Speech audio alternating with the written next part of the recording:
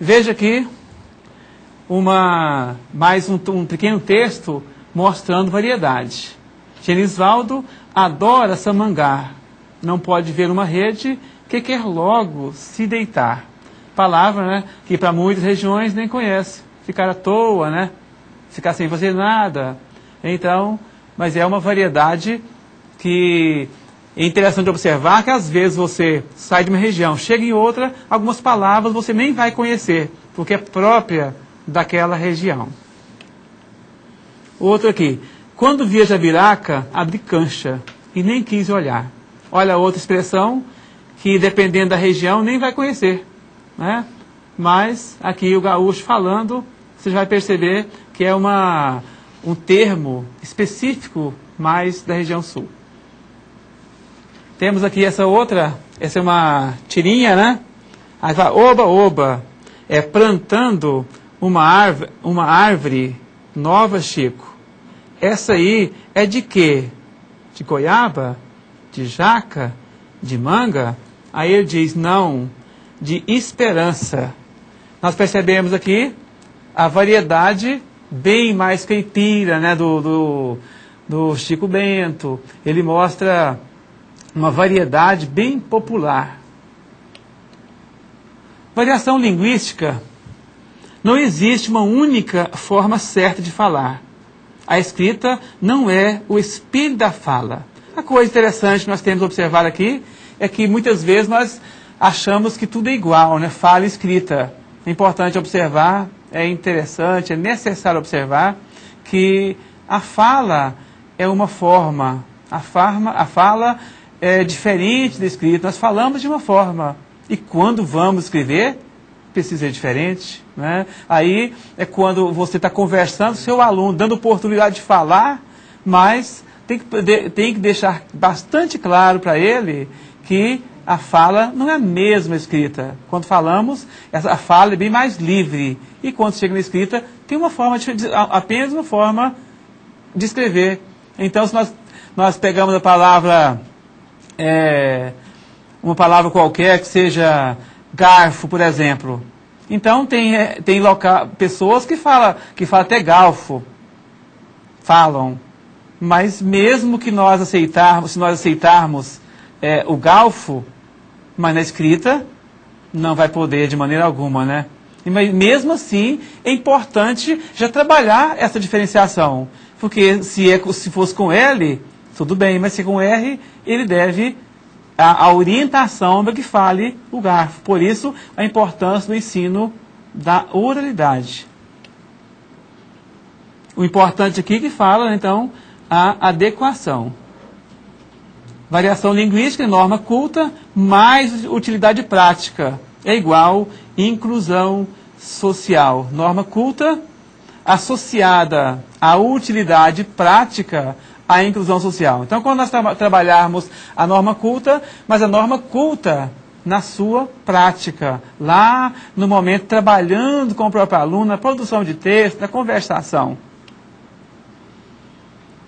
O erro no contexto da aula de língua portuguesa. Conhecimento, objetivo, reestruturações globais, erros construtivos. É importante a gente observar, gente, que o erro, não existe bem erro, né? Existe possibilidade de acerto. Então, nossa turma, não deveremos culpar para valer o nosso aluno pelo erro, mas vamos trabalhar esse erro para acertar. A correção precisa ser feita? Precisa ser feita. Porque se nós não fizermos a correção, como ele vai aprender, como ele vai melhorar a sua forma de escrita e também a sua forma de falar. Eliminação da noção de erro. Ideia de vale tudo equivocada. Porque é importante, então, a adequação. Muitas vezes nós achamos que vale tudo, né? Quando fala que deve consertar, deve errar menos, hoje não devemos errar, questão do erro, não existe mais erro. Mas olha, o vale tudo não. Nós temos que saber trabalhar respeitando, mas não vale tudo, não é?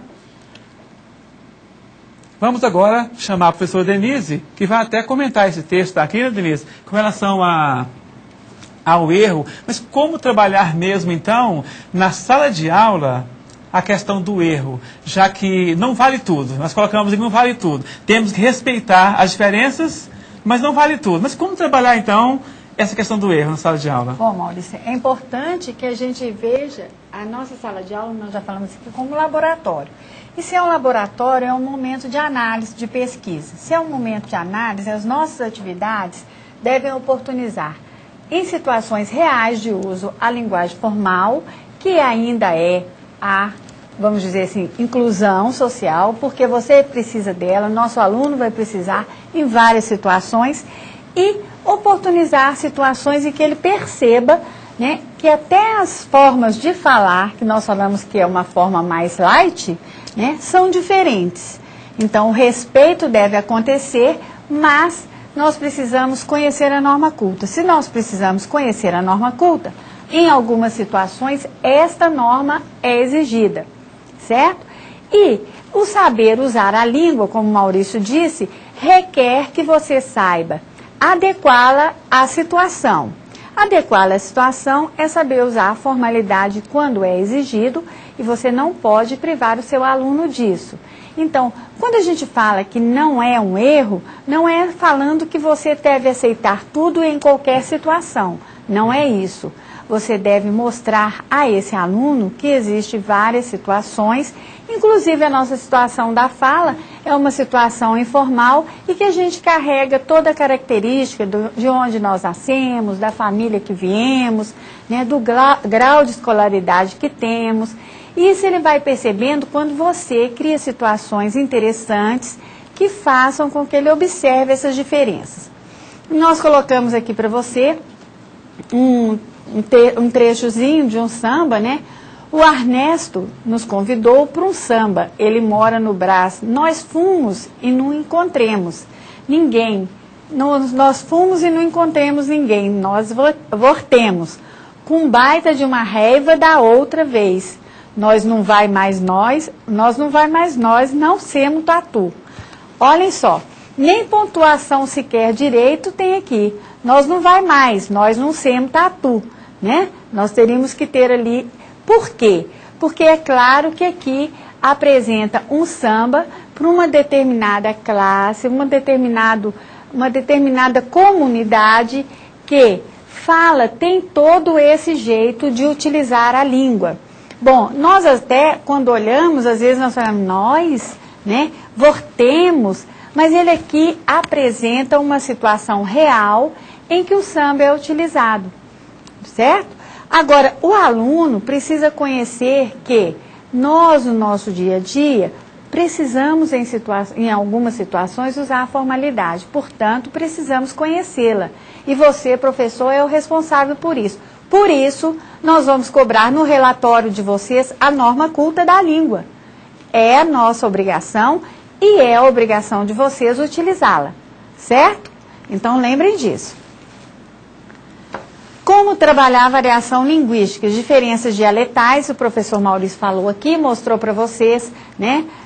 O professor Watson mostrou a linguagem do gaúcho, a linguagem do mineiro, a tirinha, o Maurício mostrou lá, né, a fala do gaúcho também em relação à jabiraca, e vocês perceberam então o que quer dizer, de região em região falamos muitas coisas diferentes. E essas variações, como vocês viram lá no início, lá no nosso primeiro período, acontecem não só no léxico, né? Acontece no fonológico da língua, toda a estrutura fonológica. Por exemplo, eu mesma falo menino. Olha só, eu uso o U no lugar do O e o I no lugar do E. Então, é uma variação, né, nos fonemas, fonológica. Isso é uma realidade do Brasil e de qualquer lugar do mundo que, né, que tenha regiões, as regiões das localidades usam um dialeto diferente. E observação de regras não padrão, né, das regras não padrões. Quer dizer, é mostrar, criar situações que o aluno possa analisar e falar, epa, eu falo assim, mas em determinada situação eu não posso falar. Vamos ver um VT para que a gente possa perceber quanta coisa nós falamos e não observamos?